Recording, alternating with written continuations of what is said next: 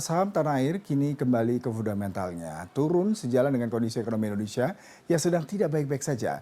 Indeks harga saham gabungan pada penutupan perdagangan Jumat kemarin terprosok 1,94% di level 6.258,18.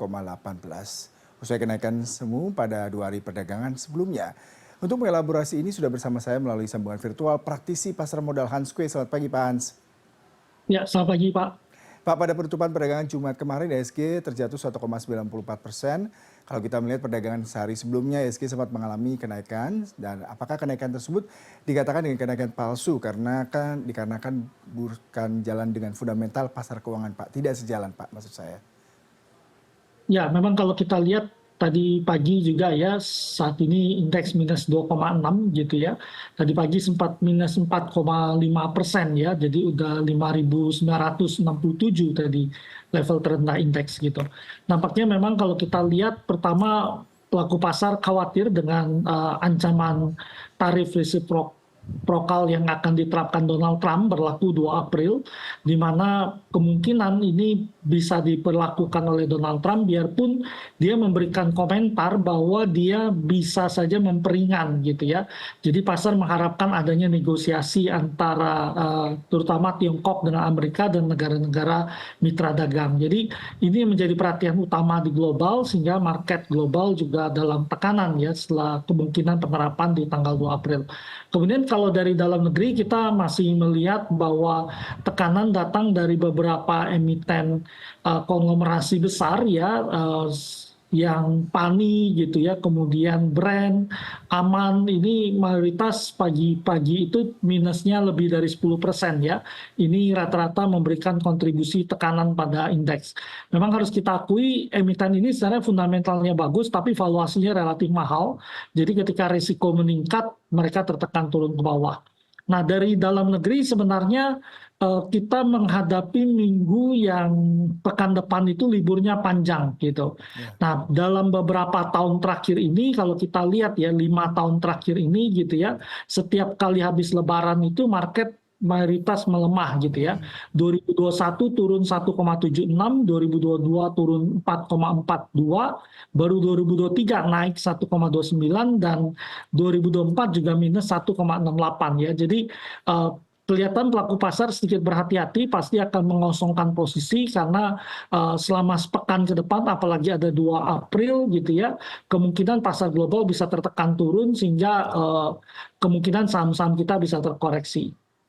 Kalau Anda katakan tadi memang ada cash out dari para pelaku pasar menjelang libur panjang, berarti ini secara domestik memberikan sentimen terhadap perdagangan dalam pekan ini. Lalu bagaimana kalau kita melihat penurunan surplus neraca dagangan dan juga hutang Indonesia yang akan jatuh tempo Pak di tengah penurunan pendapatan negara Pak?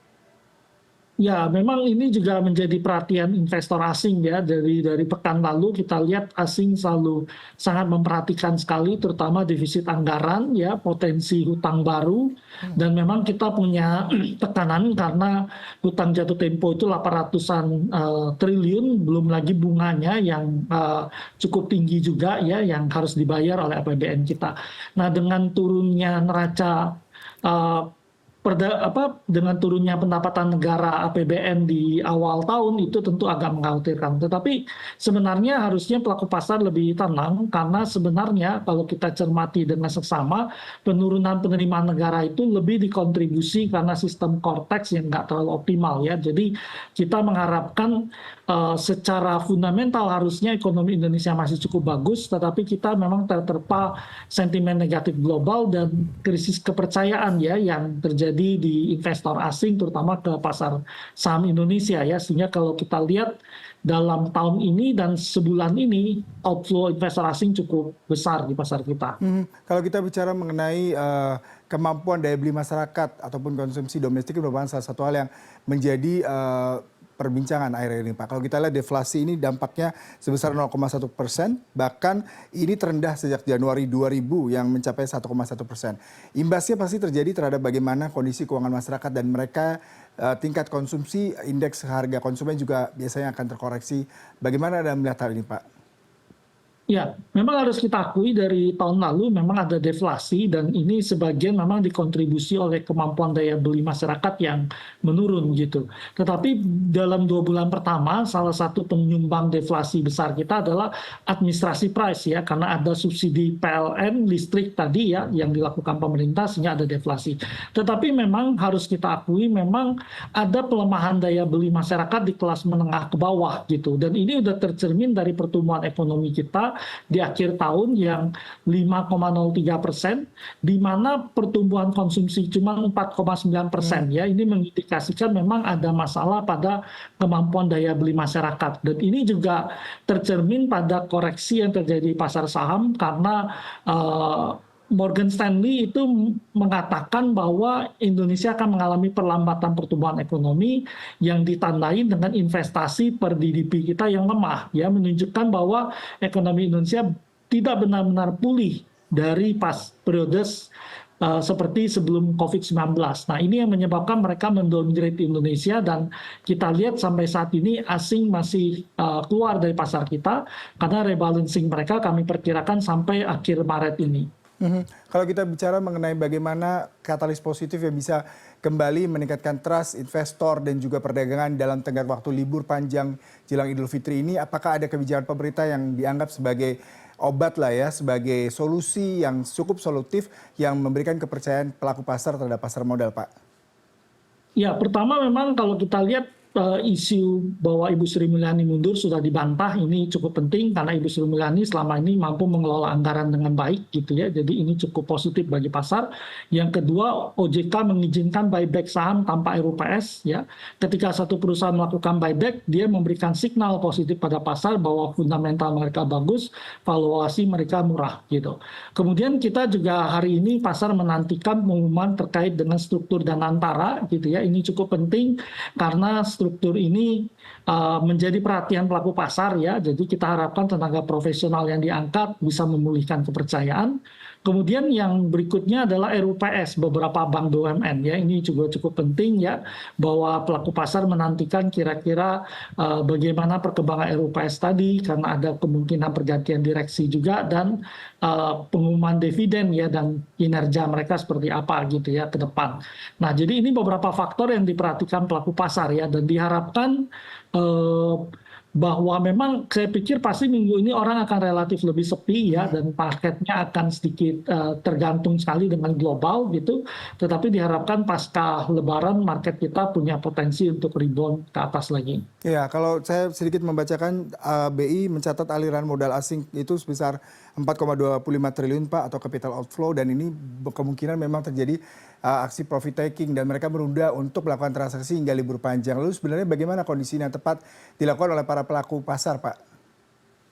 Ya, memang kalau kita lihat dalam tahun ini asing jualan cukup banyak ya di pasar kita. Belum lagi kalau kita perhatikan dalam bulan ini juga relatif tinggi gitu ya. Jadi kalau kita lihat satu bulan 19,85 triliun asing keluar, kemudian dalam tahun ini 30,82 triliun ya dana asing keluar dari pasar saham kita gitu.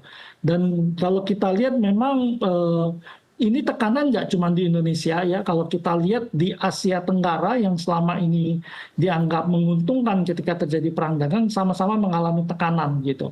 Nah, tetapi beberapa broker house asing itu mulai menaruh rekomendasi beli untuk pasar Asia Tenggara termasuk Indonesia. Alasannya valuasi udah murah gitu. Jadi kalau kita pikir memang pelaku pasar kalau punya horizon waktu investasi yang relatif panjang, ya penurunan ini waktu yang baik untuk melakukan akumulasi beli bertahap gitu. Artinya semakin turun semakin dibeli gitu. Untuk yang trading memang harus sedikit berhati-hati gitu ya. Tetapi kalau spekulasi buy in dip bisa dilakukan ya. Jadi ketika market terkoreksi sangat dalam, kalau kita beli nanti kita jual jangka pendek yang ngarepin volatilitas jangka pendek yang terjadi di pasar. Pak, kalau kita terakhir kalau kita lihat minimnya ada katalis positif dari dalam negeri, tapi dari luar negeri juga menantikan data PMI, kemudian juga data dari Amerika terkait dengan kemungkinan The Fed sendiri melakukan kebijakan-kebijakan yang akan sangat signifikan terhadap perubahan pasar. Di satu sisi kita juga terbatas waktu tradingnya dalam pekan ini. Sebenarnya seperti apa Pak yang harus dicermati data-data penting oleh para pelaku pasar dan juga Bapak mungkin bisa memberikan informasi apa saja nih saham-saham yang menarik yang bisa menjadi rekomendasi Pak? Ya, kalau kita lihat untuk pekan ini ya yang sangat pasar perhatikan, tentu saja kalau kita lihat ada memang data PCE US ya, ini cukup penting bagi pasar gitu. Dan kalau kita lihat forecast dari Federal Reserve gitu ya, kelihatannya PCE ini akan bergerak naik gitu ya, sehingga memberikan ruang penurunan suku bunga itu relatif terbatas. Kemudian ada pertumbuhan ekonomi US ya yang dinantikan pasar kemungkinan akan turun dari 3,1 menjadi 2,3. Tetapi kalau kita lihat forecast dari Federal Reserve itu pertumbuhan ekonomi Amerika itu akan turun ke 1,7% ya tahun ini. Artinya ada risiko perlambatan ekonomi US gitu. Nah, dalam kondisi pasar yang relatif tidak terlalu pasti ini memang ada beberapa saham ya yang bisa kita akumulasi. BNGA cukup menarik gitu ya. Kemudian ada Bank BRI ya, itu juga bisa kita akumulasi beli. Kemudian spekulatif buy seperti di Bevin ya, Mita ini juga spekulatif buy gitu. Memang tekanan lebih besar terjadi pada saham konglomerasi yang mayoritas turun 10%-an gitu ya, kecuali kalau kita lihat hari ini DCII ya yang lumayan kuat sehingga menopang indeks kita masih bergerak positif. Pak, terakhir mengenai komoditi Pak, kalau kita lihat harga batu bara tren bearish-nya sudah cukup tinggi ya, ini melemah 0,15% di level 100,95 US dollar. Bagaimana saham-saham ataupun emiten-emiten yang berbasis komoditi, salah satu batu bara yang merupakan salah satu yang menjadi driven dari pertumbuhan ekonomi Indonesia, terutama kalau kita bicara mengenai pasar? Ya, memang batu bara tidak bisa dilepaskan dari kondisi global gitu ya. Perang dagang yang terjadi menyebabkan potensi demand yang lemah terhadap batu bara gitu. Dan satu data yang cukup penting adalah Tiongkok gitu ya. Ternyata data menunjukkan Tiongkok mulai mengurangi pembelian batu bara karena mereka kelebihan stok mereka berlebih gitu ya. Memang mereka banyak ngambil dari Mongolia dan karena kekhawatiran perang dagang dan ekonomi mereka mulai melambat, sehingga konsumsi batu bara mereka turun. Ini yang menjadi kontributor utama penurunan harga batu bara global saat ini. Dan kalau kita lihat, ya memang mayoritas saham batu bara bergerak terkoreksi ya beberapa saat ini ya, PTBA, Adaro, dan beberapa saham batu bara lain gitu ya. Tapi secara umum memang sebenarnya penurunan batu bara ini masih bisa terjadi kalau terjadi perdamaian perang Ukraina-Rusia, ya itu harus kita perhatikan karena kemungkinan kalau itu terjadi harga komoditas energi akan bergerak turun ke bawah. Jadi saat ini memang komoditas andalan kita batu bara ini tidak terlalu berpotensi menguat dan tentu menyebabkan saham-saham di dalamnya agak sedikit sulit untuk naik dan cenderung terkoreksi. Baik, Pak Hans, terima kasih untuk perbincangan pagi hari ini. Salam sehat selalu. Ya, terima kasih Pak.